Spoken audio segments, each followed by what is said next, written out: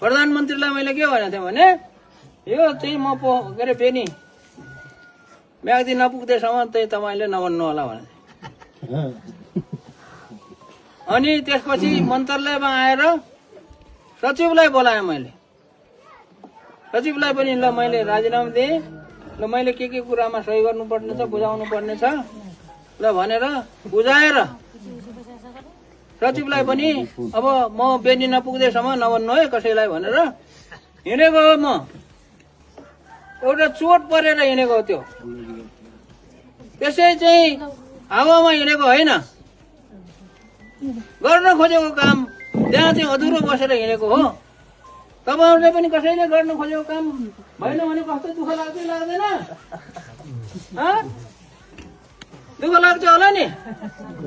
दुःख मात्र होइन, मलाई त रिस पनि उठ्छ।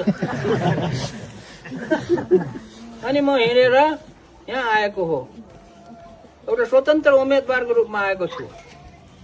स्वतन्त्र छु, अहिले मात्र स्वतन्त्र होइन, उहिलेदेखि स्वतन्त्र छु म।